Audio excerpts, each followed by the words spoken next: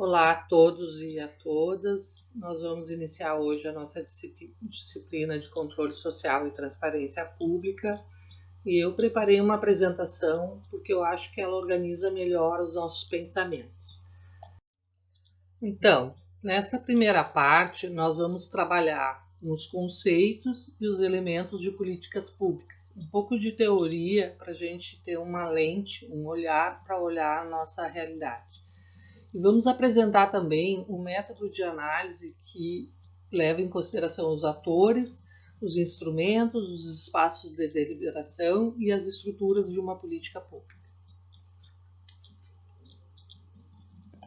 A primeira pergunta que se impõe quando a gente começa a trabalhar com controle social é: controle social sobre o que ou sobre quem? O que nós estamos falando? Bom, controle da sociedade sobre as pessoas nós conhecemos desde que o mundo é mundo. O controle do Estado sobre a sociedade e da sociedade sobre o Estado é que é um assunto mais contemporâneo, digamos assim, dos últimos 3 séculos. Como é que isso funciona? Quem foram os primeiros pensadores sobre esse tema? Em 1651, o Thomas Hobbes escreveu um livro chamado Leviatã. O Leviatã é o próprio Estado. Como é que este autor, que marcou muitas gerações, pensava a questão do Estado? O Thomas Hobbes pensava um Estado controlando integralmente a sociedade em troca de segurança e da garantia de propriedade. Então era um Estado que tinha precedência sobre o indivíduo. Em 1689, o John Locke escreve os 2 tratados sobre o governo. E ele já pensa um Estado restrito especialmente nas funções de garantia da vida, da propriedade e da liberdade. Não era um Estado tão poderoso quanto o Leviatã. Em 1772, vem o Rousseau com a sua obra O Contrato Social, e ele traz essa ideia de Estado republicana, um poder derivado do povo ou sobre o controle da sociedade, que é o que nós temos em voga atualmente. Vamos pensar agora o que é uma política pública. A política pública é uma organização do Estado numa determinada área, em que tem um campo de ação determinado. Nós temos atores, regras e visões sobre como deve ser essa política. Ela interage com outros campos de políticas públicas, não é estanque, e está substancializada em uma base legal, em instrumentos, espaços de deliberação e estruturas.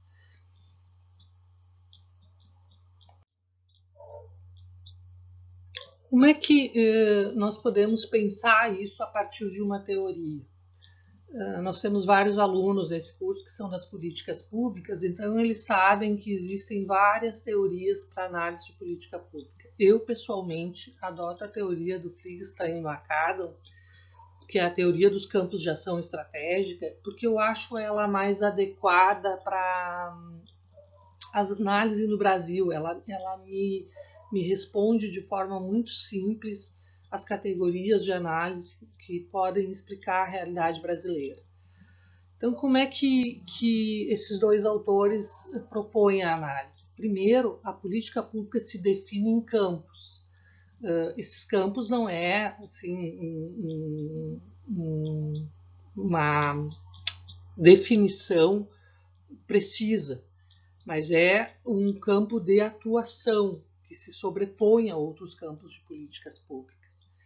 E neste campo onde está esta política pública, existem atores interessados e habilidosos disputando sobre ideias e sobre quem tem legitimidade para falar sobre este campo.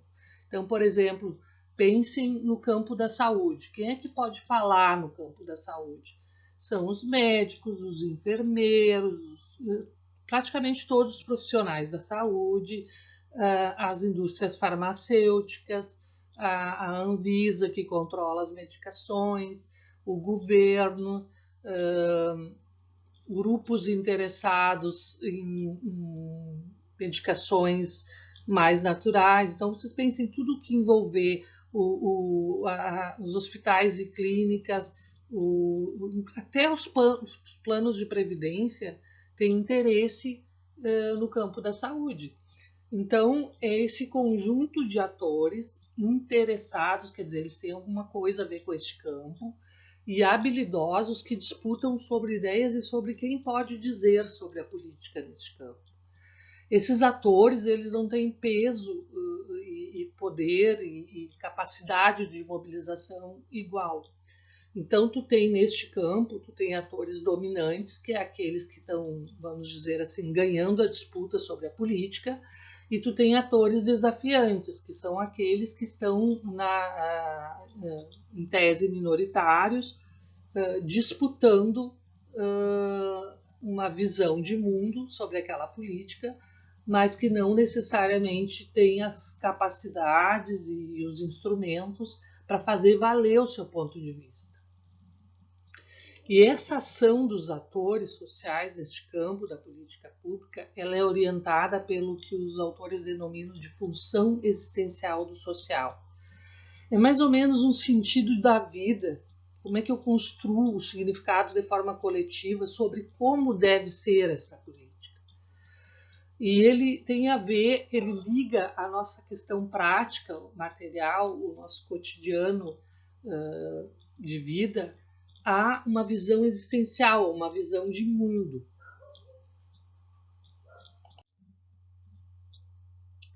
Como é que funciona, então, uma política pública?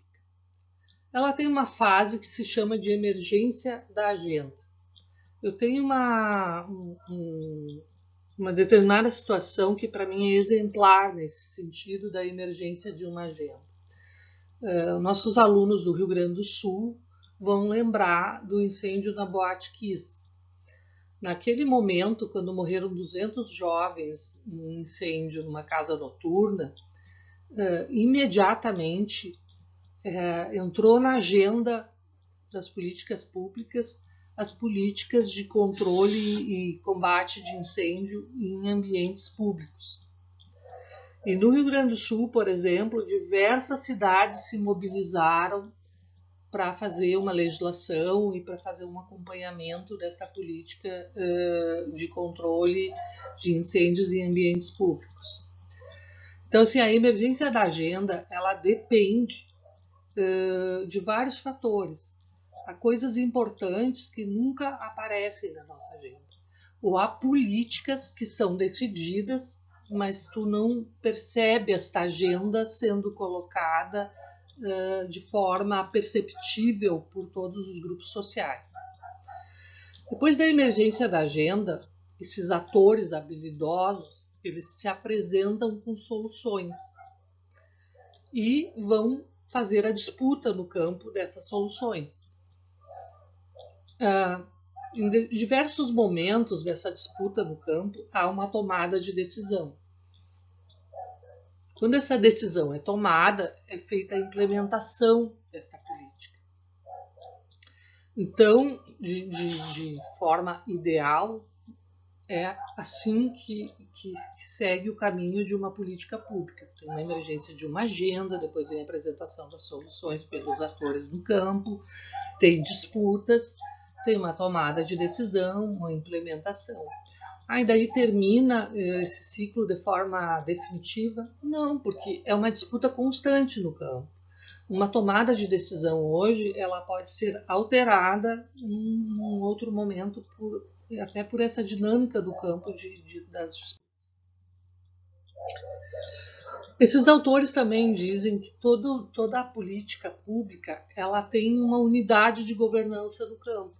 Por exemplo, na disputa dos medicamentos, agora durante a Covid, a unidade de governança para esta política sobre medicamentos na pandemia deveria ser da Anvisa. Não necessariamente ela exerceu esse papel, Mas no mundo ideal da análise de política, a Anvisa seria a unidade de governança no campo dos medicamentos, que é um subcampo dentro do campo das políticas de saúde. Quando é que ocorre uma alteração numa política pública? Como eu disse para vocês, ela não fica consolidada sempre no mesmo patamar. Os atores que perderam aquela disputa, eles continuam fazendo a disputa no campo. E os atores que venceram, às vezes eles querem melhorar essa política ou querem avançar em algum ponto que não ficou exatamente como eles queriam.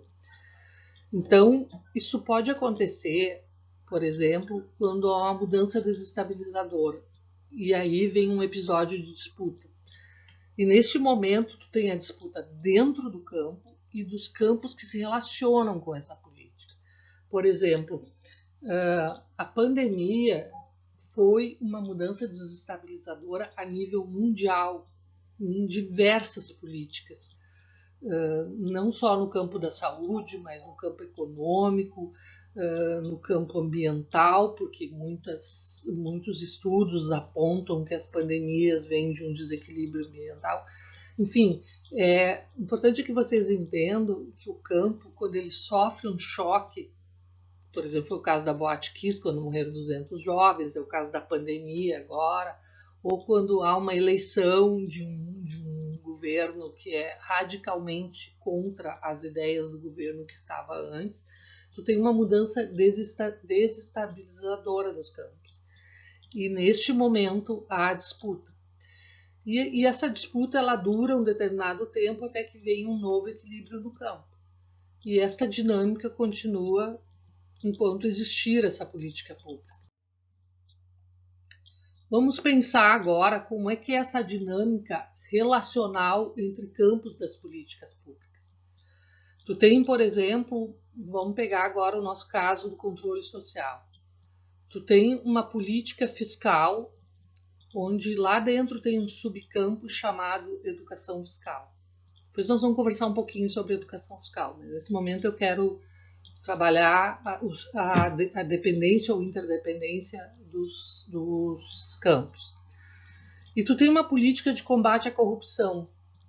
Essa política fiscal, ela pode ficar no Ministério da Economia, antigamente era o Ministério da Fazenda, enfim, ela fica mais ligada à área econômica. Já uma política de combate à corrupção, ela fica mais ligada à justiça, ao Ministério da Justiça. As políticas de controle social, elas se constituem num campo de política pública, mas elas podem ser interdependentes desses outros campos ou elas podem caminhar independente. Por exemplo, a educação fiscal, quando ela trabalha com viés moralista, que depois também nós vamos ver sobre isso, ela acaba andando como uma muleta de apoio a algumas dessas políticas, mas ela não se constitui por si só uma política de controle social, no sentido de um campo com suas estruturas e com suas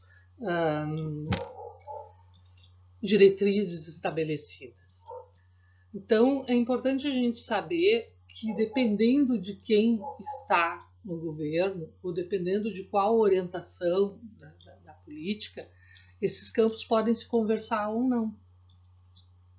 Ou algumas partes desse campo se conversam e outras não.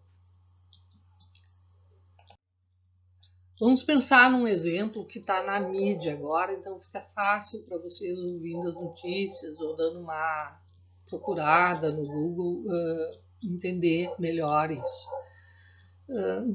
Não faz muito tempo, houve uma disputa, começou no ano passado e culminou neste ano. Era uma disputa sobre o Conselho de Controle de Atividades Financeiras, que é um órgão, o COAF, ele é um órgão responsável por prevenir crimes de lavagem de dinheiro. O que é isso? É disfarçar a origem ilícita e o Caixa 2, a transferência para paraísos fiscais, enfim. Esse órgão ele nasceu no Ministério da Fazenda, que agora é o Ministério da Economia, né, em 1998. Em 2019, quando o presidente Bolsonaro assumiu, ele tinha um compromisso com o ministro Sérgio Moro e ele levou o COAF para o Ministério da Justiça e sofreu, na época, muitas críticas sobre isso. Essa disputa entre o Moro, do campo de políticas públicas da segurança, e o Guedes, o ministro Guedes, no campo da política fiscal e econômica, ela foi disputada. E em 2020,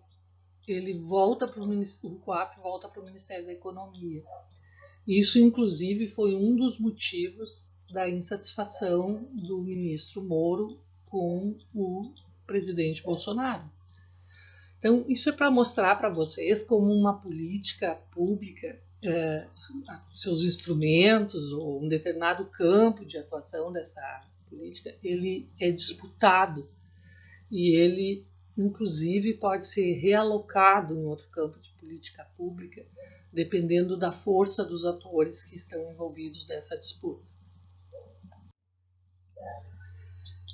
Então, a gente tem falando bastante sobre disputa. O que exatamente são essas disputas? São disputas sobre as diretrizes fundamentais da política, sobre os instrumentos de execução, sobre os espaços de atuação e sobre os atores que têm legitimidade para dizer sobre a política, o lugar da onde eles podem falar e com que poder eles falam.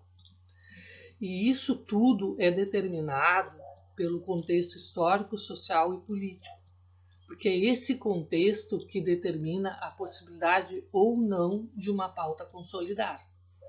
Por exemplo, política de armamento da população. Era uma política que praticamente ela não vinha sendo pautada, ou vinha sendo pautada no sentido de desarmamento.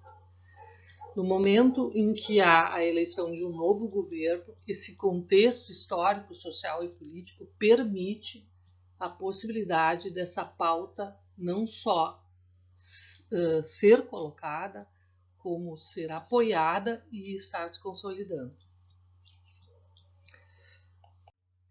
Então, nessa primeira parte, nós já conseguimos ver os principais conceitos e os elementos de uma política pública. Quer dizer, vocês já têm elementos para fazer para hoje à noite, quando sentar lá na frente do jornal que vocês preferem assistir, já irem entendendo quem são os atores, quem está disputando sobre o que está sendo dito, quem é que está fazendo o papel de unidade de governança nesse campo, o que desestabilizou esse campo, como é que essa pauta emergiu. Já vamos começar a fazer um exercício de análise hoje à noite mesmo, no momento que a gente for olhar as notícias. E também já aprendemos um método de analisar como que esse campo está se organizando. Quem é que está lá falando sobre ele, que instrumentos está usando, que espaços de deliberação está disputando e que estrutura ele está defendendo para esta política. Vamos fazer uma pausa, tomar um cafezinho e depois nós retomamos a nossa aula. Até daqui a pouco.